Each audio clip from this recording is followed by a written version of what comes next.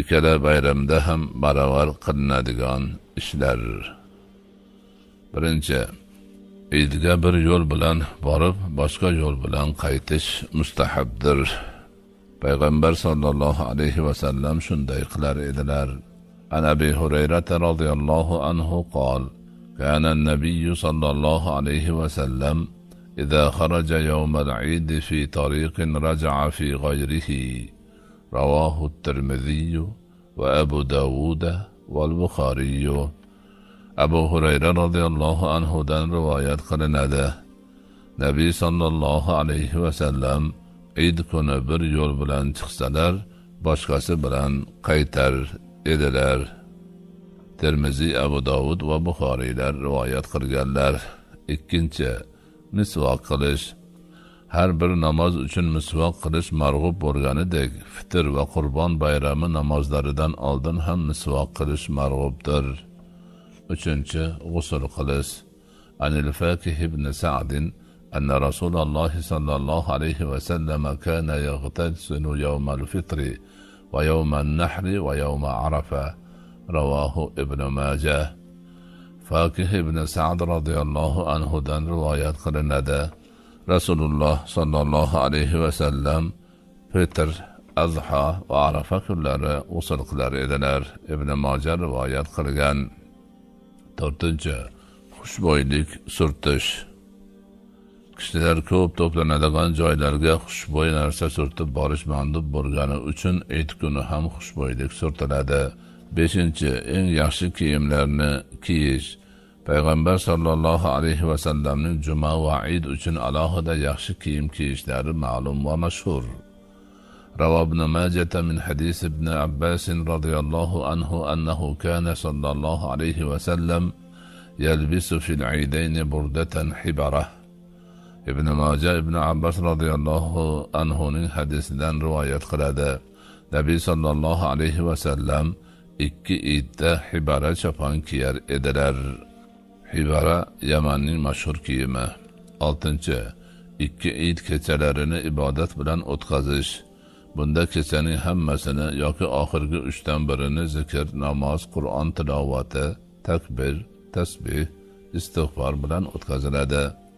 An Ubadah ibn Somit radhiyallohu anhu an an-nabiy sallallohu alayhi va sallam qol: من أحيا ليلة الفطر وليلة الأضحى لم يمت قلبه يوم تموت القلوب. رواه الطبراني. Ubadah ibn Somit radhiyallohu anhudan rivoyat qilinadi. Rasululloh sallallohu alayhi va sallam kim fitr kechasini va adho kechasini bedor o'tkazsa, qalblar o'ladigan kunda uning qalbi o'lmas dedilar. Tabarani rivoyat qilgan. Ikki Eid kechasida duo mustajobdir. Shuning uchun ertaga Eid degan kechada ko'p duo qilishga harakat qilmoq zarur. 7. Muqtadi kishilar Eid namoziga ertaroq piyoda viqor bilan takbir aytgan hollarida boradilar. Namozga qancha ko'p intizor bo'linsa, savobi shuncha ko'p bo'ladi. An Ali radhiyallohu anhu qol: من السنة أن تخرج إلى العيد ماشيا. رواه الترمذي. علي رضي الله عنه دان روايات قلناده. Eidga piyoda chiqmoqing sunnatdir. Termiziy rivoyat qilgan. Imom Eidga namozga yetib boradigan bo'lib chiqishi sunnatdir. Rasululloh sallallohu alayhi va sallam doimo shunday qilganlar. 8. Ahli ayolga kengchilik va sarobchilikka sharoit yaratish.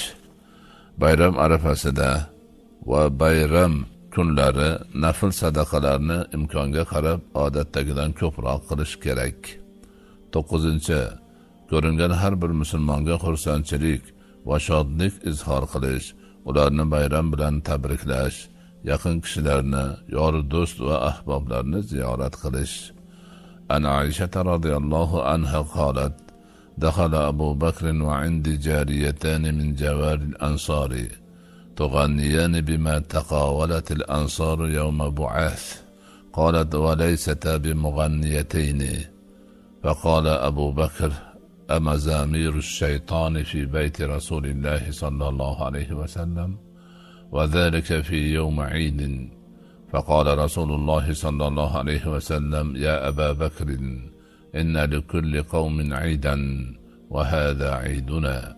وفي رواية: إن أبا بكر دخل عليها وعندها جاريتان في أيام منى تغنيان وتضربان، ورسول الله صلى الله عليه وسلم مسجا بثوبه.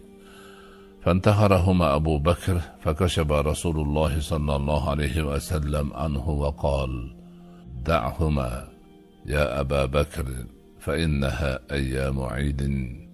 Oysha radhiyallohu anhodan rivoyat qilinadi. Abu Bakr kirganda oldimda ansoriylarning qizlaridan ikkitasi Bu'as kuni ansorlar aytgan narsani qo'shiq qilib aytayotgan edilar. Ikkovlari qo'shiqchi emas edilar. Shunda Abu Bakr Rasululloh sallallohu alayhi vasallamning uylarida shaytonning nag'masi bo'layaptimi dedi. O'sha kuni Eid kuni edi. Bas Rasululloh sallallohu alayhi vasallam: ey Abu Bakr, har bir qavmning bayrami bor, bu bizning bayramimizdir dedilar. Boshqa bir rivoyatda Abu Bakr Oyshaning oldiga Mino kunlarida kirganida uning huzurida ikki qissa qo'shiq aytar va duf doira chalar edilar. Rasululloh sallallohu alayhi vasallam esa kiyimlariga burkanib uxlab yotar edilar. Abu Bakr ikkovini o'dag'aylab to'xtatdi. Shunda Rasululloh sallallohu alayhi vasallam boshlarini ochib: "Tek qo'y ularni, ey Abu Bakr, bu kunlar Eid kunlaridir" dedilar deyilgan. 10. Beva bechora, yetim yesir va kambag'allardan xabar olish. Bayram kunlari xuddi shu toifadagi insonlar holidan xabar olish, ularning qalbiga surur kiritish juda ham muhimdir. Zotan ro'za bayramida fitr sadaqasi, Qurbon bayramida qurbonlik qilish joriy etilishidan ko'zlangan asosiy maqsad ham shuning o'zidir. Mazkur bayram kunlari barcha musulmonlar shod-u xurram bo'lishlari kerak. An ibn Umar radhiyallohu anhuma qol: farada Rasululloh sallallohu alayhi va sallam zakat al-fitr va qol: aghnuhum fi hadha al-yawm. Rawahu al-Bayhaqi va ad-Daraqutni. Ibn Umar radhiyallohu anhumadan rivoyat qilinadi. Rasululloh sallallohu alayhi va sallam fitr sadaqasini farz qildilar va ularni bu kunda behojat qilinglar dedilar. Bayhaqi va Daraqutni rivoyat qilganlar. Shuning uchun mazkur kishilardan bayram kuni xabar olib, ularga xayr va ihson qilish juda savobli ish bo'ladi. 11. Qarindoshlarga silai rahmni qilishni kuchaytirish. Silai rahm, qarindoshlik rishtalarini bog'lash masalasi ma'lum va mashhur. Uning haqidagi oyati karimalar va hadisi shariflardan ko'pchilik xabardor.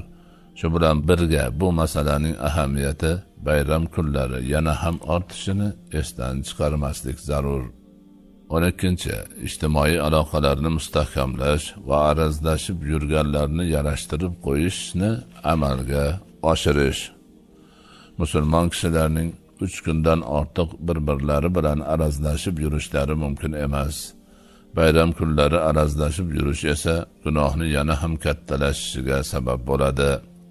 Shuning uchun ham bunday ulug' kunlarda odamlar barcha gina va arazlarni yig'ishtirishlari, bir-birlari bilan yarashib, avval o'tgan xatolarini kechirib yuborishlari lozim.